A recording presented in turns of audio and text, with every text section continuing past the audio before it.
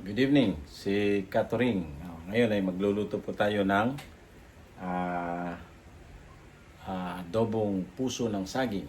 Tuturuan ko po kayo, lalo sa mga nagbabudget ng mga tangkero na wala pang kinikita, mahina ang benta. So kailangan, sabi nga, pag maiksi ang kumot, matutong mamaluktot. Ayan, so bumili tayo ng puso ng saging doon sa nadaanan natin, no?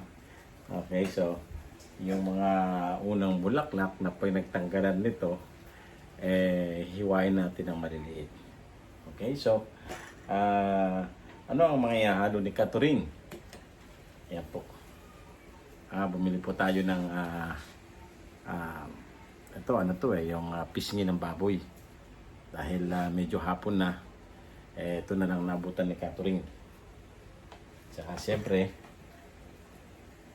pinahiwa ko na sa aking anak, bawang, sibuyas, pork cubes, and paminta, as usual, and dark soy sauce, and vinegar. So yan lamang po ang as usual, mga basic na ingredients po ng adobong puso ng saging. So isa na namang masustansyang ulam ang ating ihahain ngayong gabi. Katulad nga ng nasabi ko, kinakailangan nating mag-budget dahil lagi po tayong nakikinig sa mga magagaling sa pag-ninegosyo kung paano natin kahit paano ay pagkasyahin yung ating kakarampot na kinikita at habang hindi pa malakas ang benta, kailangan talaga mag-adjust din po tayo sa ating lifestyle, sa ating mga gastusin. Ayan. So magsimula na po tayo gamit ang apron ni Batang Ricasco.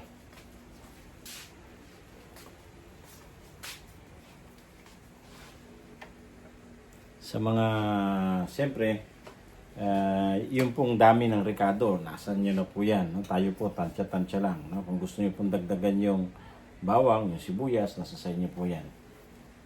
Tabi po muna natin to at pagpasensya nyo ang kusina ni Catherine. Malit lamang po ang bahay ni Catherine at mas marami po ang sangkalan ni Catherine.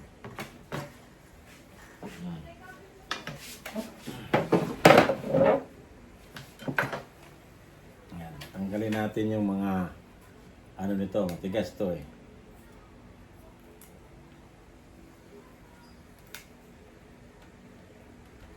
No, pero sa akin walang problema yan.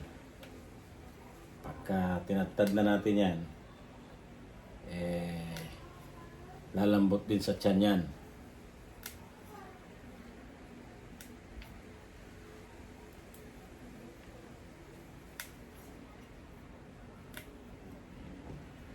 Po, hindi tayo matatapos yan pagkapaisa-isa.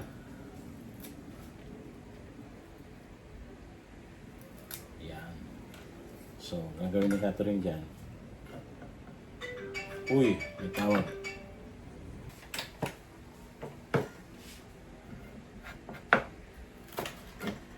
Ayan. Tingnan po natin siya ng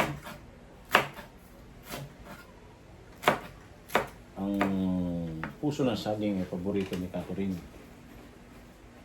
Paborito ni Catherine yan. Ang walang kamatayang puso ng saging. Napakasustansya pa, mga katangke.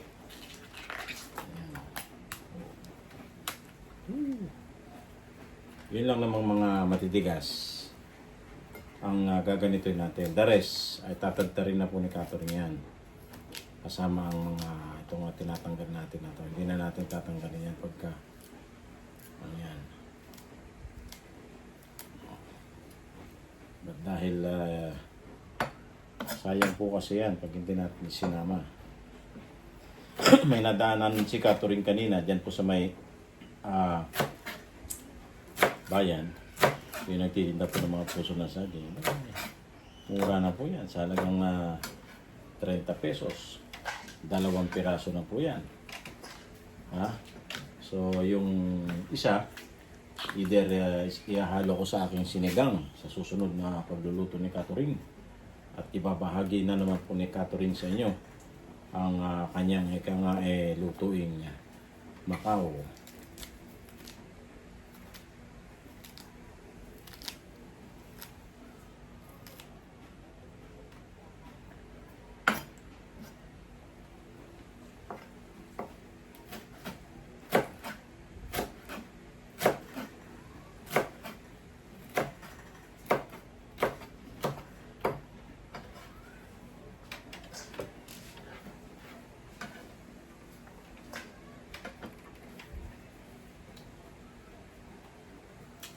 pagkasariwa na po yung makikita natin dyan, ay pwede na ipagtarin natin yan.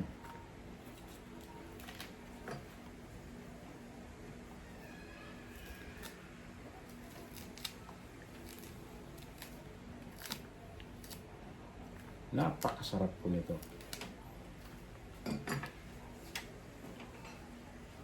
So, ngayon. So, pwede na po. Pwede na nating, ano yan, rin. Pwede naman nating, yan. Yan.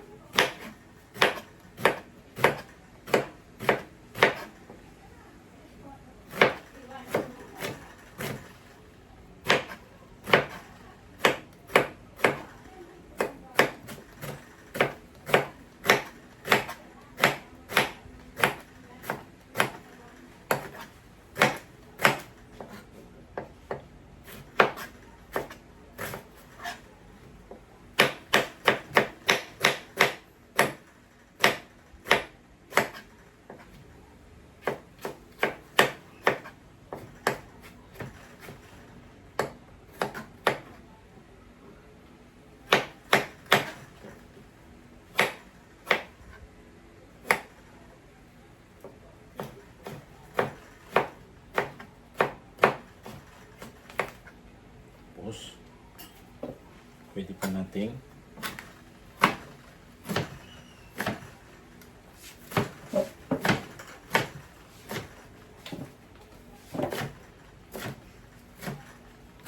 yun.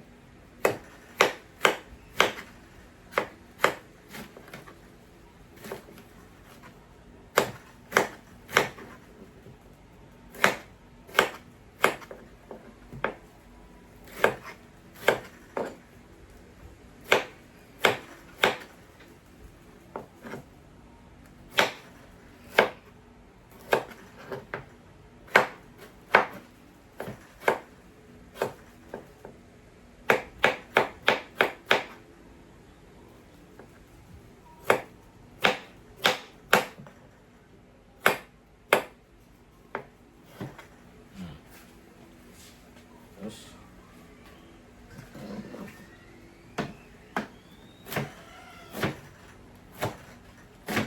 hindi ko ako mahilig sa gata. Although binigyan ako nung magtitinda ng nyog, hindi ko gagamitin kasi hindi ko ako mahilig sa ginataan. Lahat sa akin ay either sinukaan, yan, yun.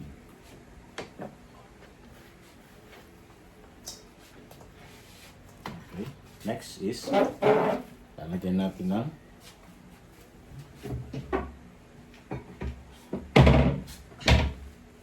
Lalamasan po natin ng asin. Rock salt. Yan. Para ko matanggal yung ano. Yun ang sabi ng mga matatanda.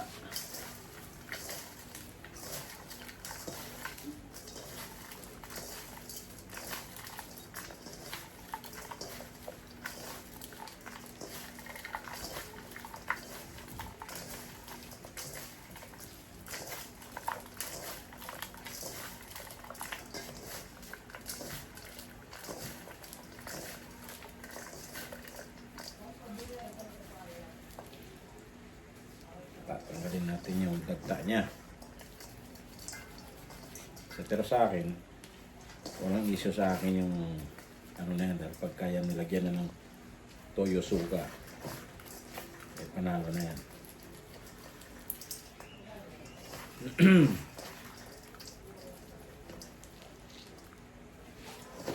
So, kailangan nating pero although nagtitipid po tayo, abay, hindi ko pwedeng tawaran ito pong benepisyo ng puso ng saging. Ang benepisyo po nito ay may SSS, Pag-ibig at PhilHealth. Diba?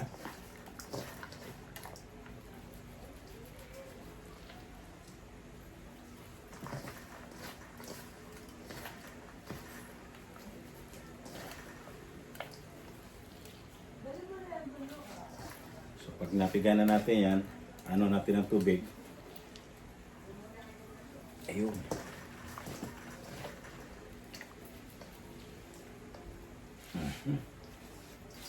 Ano pa natin ang tubig. No?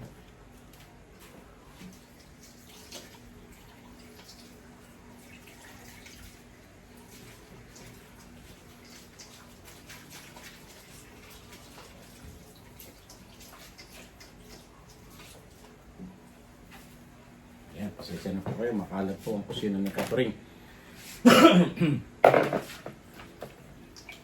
Lagyan na po natin ng tubig yan. Tapos isa-isahin po natin. Ayan. Okay. Kumuha lamang ng sakto para mapiga natin. Yun.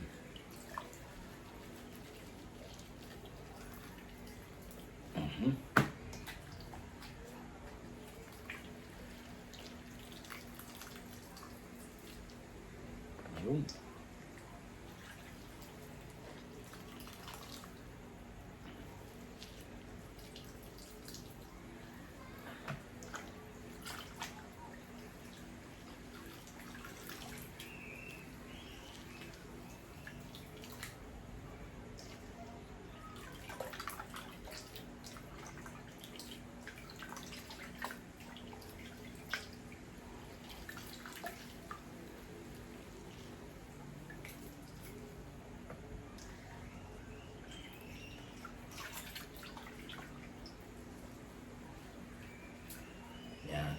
So, pwede hong may hindi pa ho nasamang mga sayang naman. Kaya sasalain natin.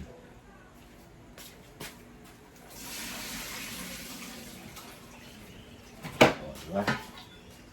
So, sayang naman. Napakasustansyang ulam po ito ng mga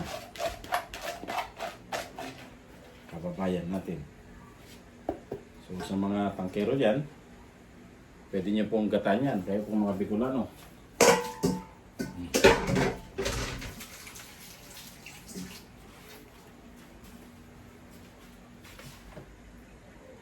So ngayon ay ganda na natin yung ating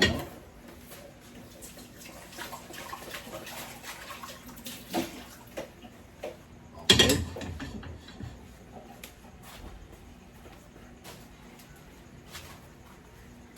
Sana natin.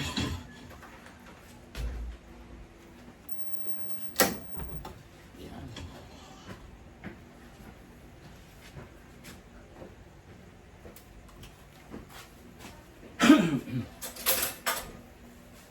Tuturo ko sa inyo napakasimpleng lamang, no? Napakasimple lamang po. Very simple. So, ayan. Haluan ko ng paminta. Okay. Pahit lang po na, panitin po natin yung kawali natin o yung wok ninyo. Kung may pagkasosyal ka. Ha? Siguro mas mainam, lagyan natin ng konting oyster sauce.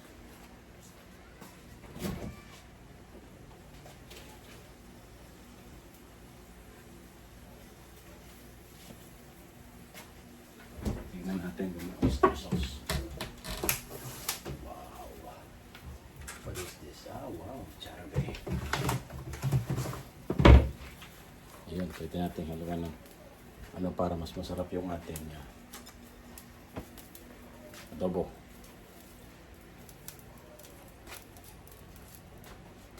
Okay, so wala ng tubig. Natin mantika. No? So, sa iyo yan kung gaano karami mantika ilalagay mo.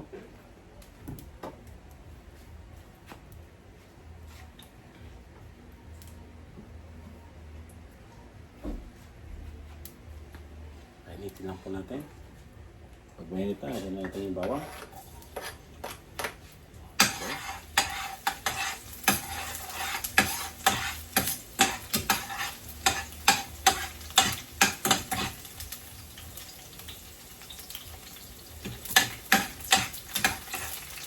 As usual, kailangan medyo papulahin natin ng konti.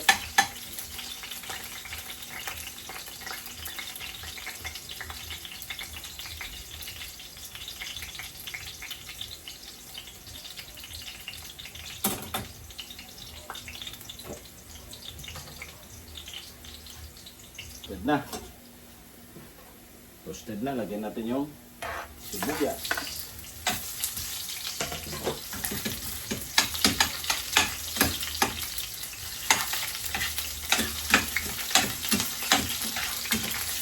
Lagyan na rin natin yung karne.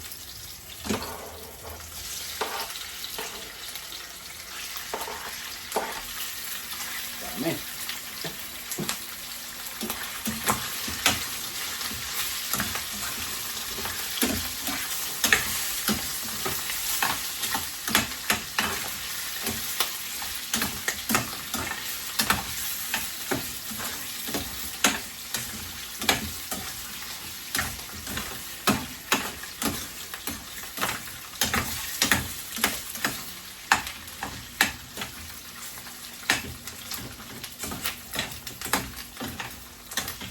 Medyo toasted po natin ng konti.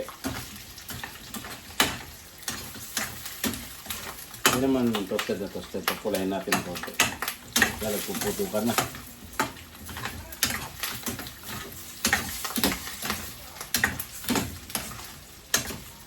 Ayan. So, patagalin natin ng konti.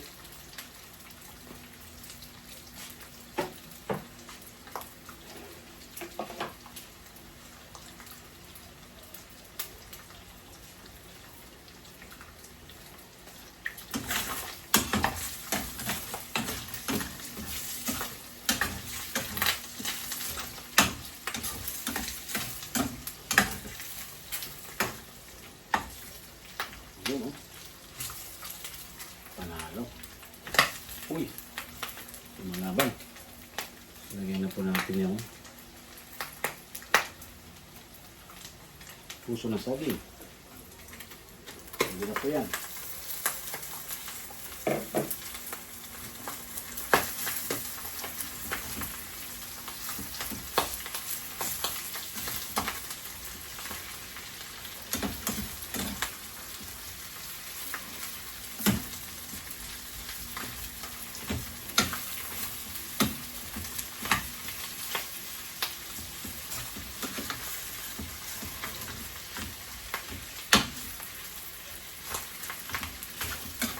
Hindi ko nasanay na mag-ulam ng mga ganitong klase ng gulay, talagang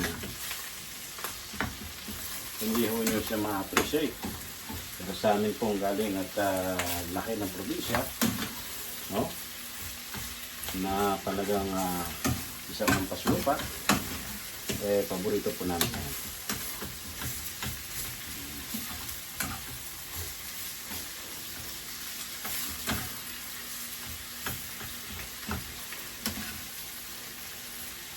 Saglit lamang kung maluto yan.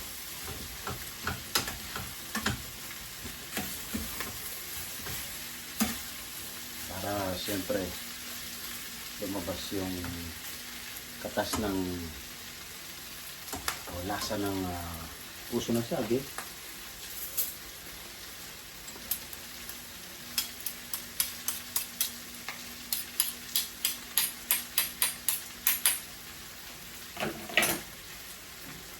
Lagyan na po natin yung isang pork cubes. Lagyan natin po yung sa mga gumagamit po ng ganitong klase ng paminta, mag-ingat po kayo, ano? Second po ninyo na natanggal mismo yung stapler. Usually talaga bumibili po ako ng mga takal-takal, kaya lang dahil naubos po nung New Year, nag-ganito muna tayo. So sa paminta, depende po sa inyo. Sa akin, mga 3 is enough. Depende po sa dami po ng iluluto natin. Ayan, siguraduhin po ninyo na tatanggalin nyo yung stapler. Baka po sumama sa lutuin ninyo yan at magsanhi pa ng isang malaking problema sa inyong kalusugan. Sa 3 sa akin. Ayan. So, haluin po natin. Siyempre, para hindi masunog.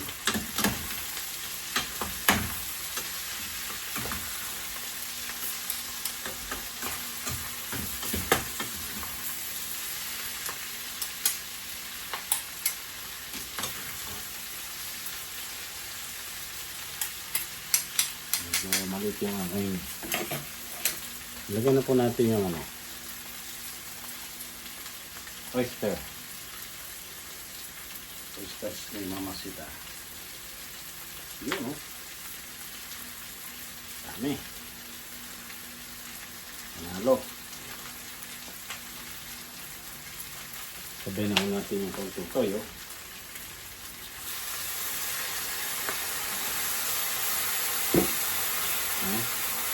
At suka.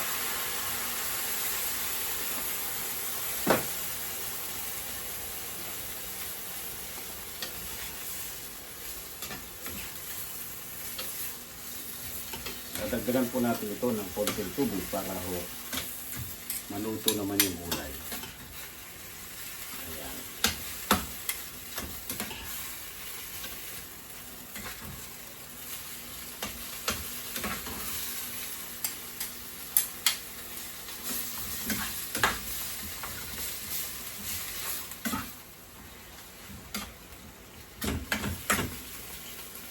Hindi kompleto ang lutuin ni Catherine. Sa lahat ng lutuin niya, mapahilaw, kinilaw o niluluto, hindi mawawala ang paborito ni Catherine na monosodium glutamate. Yan. Lalagyan po natin, no?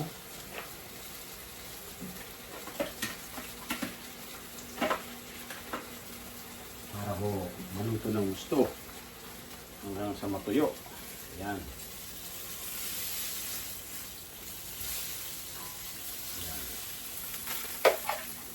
Hanggang sa maluto po yan. Patutuyuin po natin yan. So, huwag kayong matakot sa nilagay kong tubig. Kinakailangan po talagang lumasa ng gusto. Yun po ang ating puso ng saging.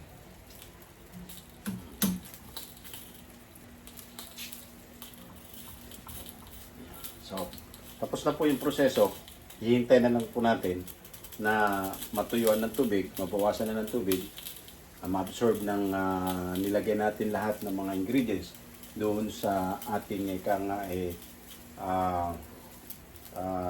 gulay, no? Puso ng saging. So, babawasan natin ng yun na, okay na yan. Yung apoy na yan, okay na yan. Lagyan na natin, tatakpan po natin. Yan. Yun. Wala tayong malit na takip, kaya pambulalo ang ating ilalagay ng patakip. Kita-kits mamaya kapag. So, let's check it out. Mga kalutong kwala. with Catherine. Charan. Yun, no? Suabe. Suabe the best. Marami pang sabaw. Pero pwede na ho siyang tikman para malaman natin kung tama ba sa timpla. Alat. Hindi ako naglalagay ng matamis. Yan ayaw ko. Hindi ako naggagata. Hindi ako nagluluto ng mga minatamis. Except kung kakanin. Okay.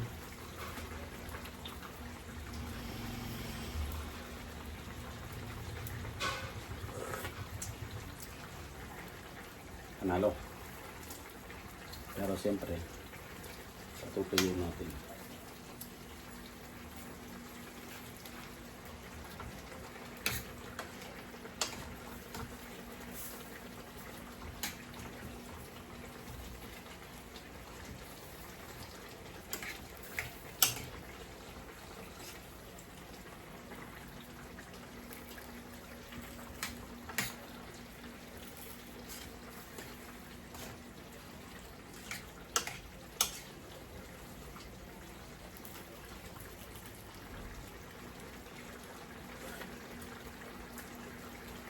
Panalo. Lalagyan natin ng konting sili para hindi nakakauyang.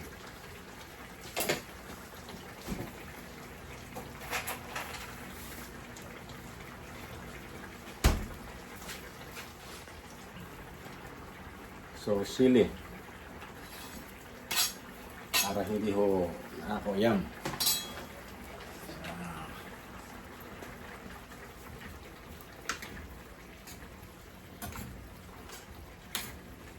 Itong atin pong hilig sa pagluluto ay hindi namana at nagaya po natin at the same time ay versado po tayo dahil tayo nga si Catherine ay laking kasambahay.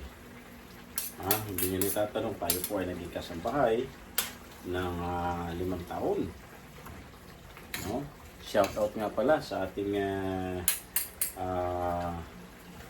siyempre, naging kabahagi ng ating pagpanday sa ating buhay. Shout out kay Mrs. De La Cruz kasi sumalangit na po yung kanyang kabiyak, si Mr. De La Cruz, si Ginoong Dominador De La Cruz. At shout out din po sa kanyang mga anak na naging kapatid ko na rin nung ako'y nasa kanila. Si Nino, si Bongbong, si Lady, si Dominic, then at the same time, yan, shout out Dominic. At the same time, yung kanyang kasambahay na bakla. Sabihin natin si Ate Roda. Ate Roda, shout out sa'yo. Sa mga taga-Karanglan dyan na nanonood, shout out po sa inyong lahat. So tayo po ay hindi nakakalimot sa mga tao na yan. Sa lahat po ng mga pumanday sa ating buhay, shout out po sa inyong lahat. Ayan. So malapit na pong maluto. Gusto ko lutong-luto talaga. Yung ating puso ng saging. Gusto ko pumasok doon yung kanyang asim at the same time yung kanyang alat sa lahat ng nirikado natin yan. Ayan lang natin yan. Para tayo nag-adobong ng manok o kaya karne. Actually, nagkataon lang na duman tayo. Pinaluan natin ng karne. Pero actually, nag-adobo po ako na kahit walang karne. Ako'y nagchachapsoy nang wala rin karne. Ang Ilocano style. No, kung hindi mo ginagawa ng Ilocano, pang Catherine style lang yan.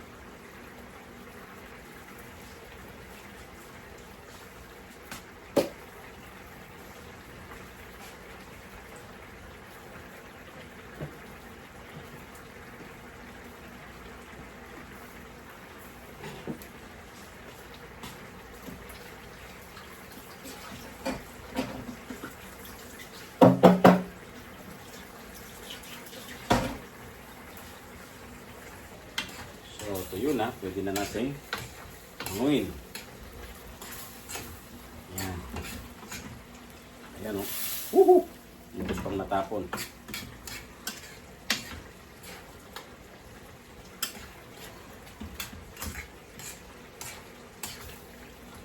Okay. Yan po ang adobong puso ng saging. Yummy.